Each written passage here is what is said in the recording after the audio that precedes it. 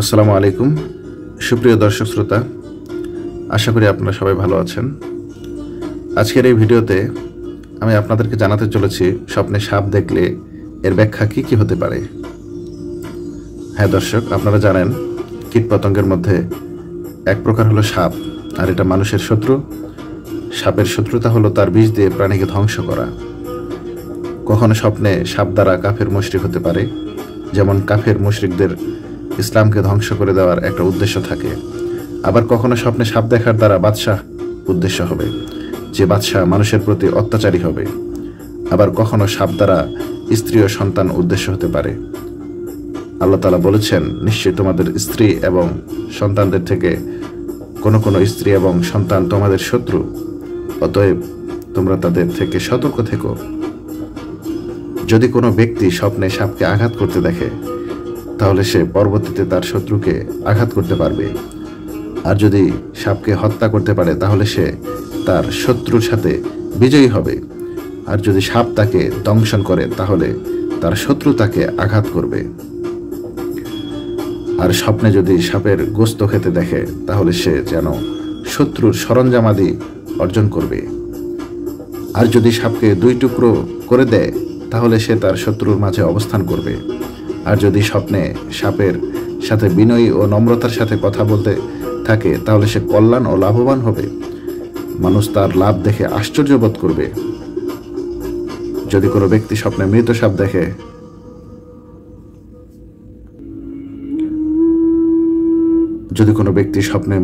দেখে, তাহলে সে যদি কোনো বিপদে পড়ে, তার বিপদ থেকে দূর হওয়ার জন্য আল্লাহ তাআলাই যথেষ্ট।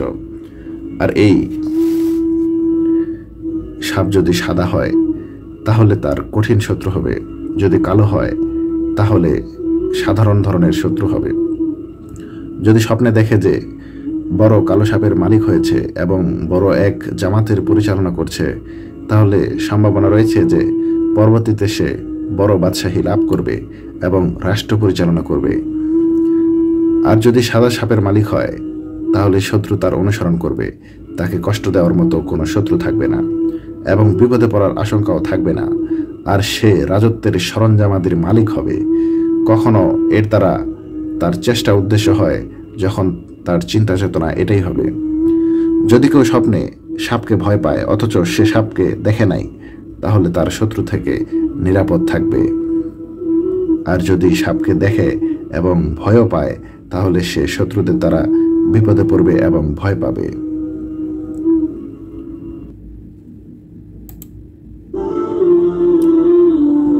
যদি কেউ স্বপ্নে দেখে তার মূত্রনালী থেকে সাপ বের হচ্ছে, তাহলে এটা হলো তার সন্তান। আর যদি ঘরে সাপ প্রবেশ করতে দেখে, তাহলে তার শত্রু সৃষ্টি হবে এবং তার সাথে শত্রুতা করবে। যদি কোনো ব্যক্তি স্বপ্নে দেখে সে সাপকে ধরেছে, তাহলে সে নিরাপত্তার সাথে শত্রু থেকে সরঞ্জামাদি অর্জন করবে। যেমন আল্লাহ তাআলা কোরআনে কারিমের মধ্যে ইরশাদ করেছেন, যার অর্থ তুমি সাপকে ধরো এবং তাকে ভয় করো না। যদি কোনো ব্যক্তি স্বপ্নে দেখে সাপকে বাজারে মারছে, এটা যুদ্ধ সংঘটিত হওয়া বোঝাবে এবং সে যুদ্ধের মধ্যে শত্রুর সাথে বিজয় লাভ করবে। সাপটি হলো গোপনে দুশমন বাদশাহ। আর যদি দেখে সাপ তার লজ্জাস্থান দিয়ে বের হচ্ছে, আবার তার দিকে ফিরে যাচ্ছে, তাহলে সে তার লজ্জাস্থানের খেয়ানত করবে, অর্থাৎ সে অবৈধভাবে তা ব্যবহার করবে। যদি কেউ স্বপ্নে তার বিছানায় মাদি সাপকে মারতে দেখে, তাহলে তার স্ত্রী মৃত্যুবরণ করবে। আর যদি স্বপ্নে দেখে তার গর্দানে সাপ, অতঃপর সে সাপকে মেরে 3 টুকরো করে দিল, এতে এই ইঙ্গিত রয়েছে যে সে তার স্ত্রীকে 3 তালাক দেবে। আর যদি স্বপ্নে সাপের পা এবং তার দাঁত দেখে, তাহলে এটা শত্রুর শক্তি এবং তার তীব্র চক্রান্ত বোঝায়। আর যে ব্যক্তি স্বপ্নে দেখে সে সাপকে এক স্থান থেকে অন্য স্থানে স্থানান্তরিত করছে, তাহলে তার এক অবস্থা থেকে অন্য অবস্থায় পরিবর্তন হবে। আর যদি কেউ স্বপ্নে দেখে সাপ দিয়ে তার ঘাড় ভর্তি, আর সে সাপকে ভয় করছে না, তাহলে মুসলমানদের শত্রুকে তার ঘরে আশ্রয় দিবে এবং কুপ্রবৃত্তির অনুসারীদের সাথে মিলিত হবে। জলজ সাপ হলো সম্পদ, সুতরাং কেউ যদি তার পকেটে অথবা তার আস্তিনে জলজ ছোট সাদা সাপ দেখে, কিন্তু সে সাপকে ভয় করছে না, সাপও তাকে ক্ষতি করছে না, তাহলে তা তার সম্পদ হবে। আর যদি কেউ স্বপ্নে দেখে তার শত্রু তার ক্ষতি করার চেষ্টা করছে, অথবা কোনো ব্যক্তি যদি দেখে তার ঘরে সাপ প্রবেশ করছে কিন্তু সাদা সাপ তার ক্ষতি ছাড়াই বের হয়ে যাচ্ছে, তাহলে তার শত্রু তার পরিবার এবং আত্মীয় স্বজনের মধ্য থেকে হবে। আর যদি সাপকে ঘর ছাড়া অন্য কোথাও দেখে তাহলে তার শত্রুগণ হবে বহিরাগত। যদি কোনো ব্যক্তি স্বপ্নে দেখে প্রত্যেক প্রান্তে সাপ মারা হচ্ছে এবং তার মধ্যে থেকে সে একটি বড় সাপ মারছে, তাহলে সে ওই দেশের বাদশা হবে এবং শত্রুদেরকে মেরে ফেলবে। যদি সে যে সাপটি মেরেছে সেটা বিষাক্ত সাপের মতো হয়। আর যদি দেখে বিষাক্ত সাপটি উপরে উঠছে, তাহলে সে ব্যক্তি সম্মানিত ও আনন্দিত হবে। আর যদি কোনো ব্যক্তি স্বপ্নে দেখে সাপ উপর থেকে নিচে অবতরণ করছে, তাহলে ওই স্থানের একজন নেতা মারা যাবে। যদি দেখে সাপ মাটি থেকে বের হচ্ছে, তাহলে ওই স্থানের জন্য শাস্তি। যদি দেখে তার বাগান ভর্তি সাপ, তাহলে তার বাগান বৃদ্ধি পাবে এবং তার বাগানে যে সকল বৃক্ষ রয়েছে এগুলো বৃদ্ধি পাবে এবং জীবিত থাকবে।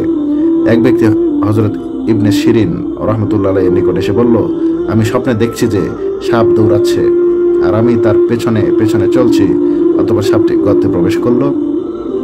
আর এই সময় আমার কাছে একটা কোদাল ছিল আর আমি কোদালটি গর্তের মুখে রেখে দিলাম।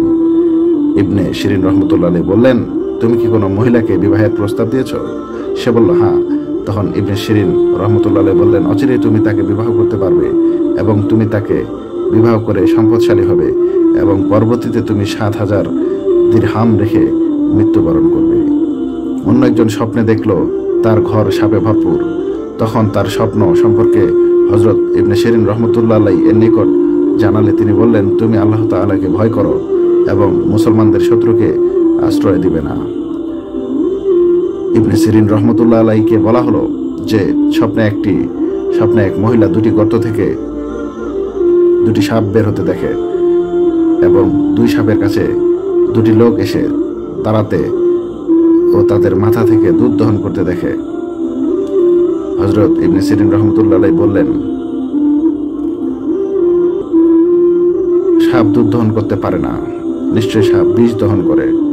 আর এই মহিলা যার নিকট খারেজিদের প্রধান দুই ব্যক্তি আসবে এবং তারা এই মহিলাকে তাদের ধর্মের দিকে আহ্বান করবে, নিশ্চয়ই তারা তাকে শাইখাইন অর্থাৎ হযরত আবু বকর সিদ্দিক ও হযরত ওমর রাদিয়াল্লাহু তাআলা আনহু কে গালি দেওয়ার জন্য আহ্বান করবে। নাউজুবিল্লাহ। যদি কোনো ব্যক্তি পুরুষের পেট থেকে সাপ বের হওয়া দেখে, তাহলে তার নিকটবর্তী লোকদের মাঝে মুসিবত আসবে।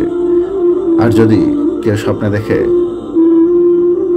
দৈত্য তার পাশ দিয়ে ঘুরছে, তাহলে তার হায়াত দীর্ঘায়ু হবে এবং সে রাজত্ব লাভ করবে। যদি স্বপ্নে সে রাক্ষসের গোশত খায়, তাহলে বাদশাহর পক্ষ থেকে মাল পাবে। আর দৈত্য দ্বারা এমন লোক উদ্দেশ্য যে তার সাথে গোপনে শত্রুতা করবে।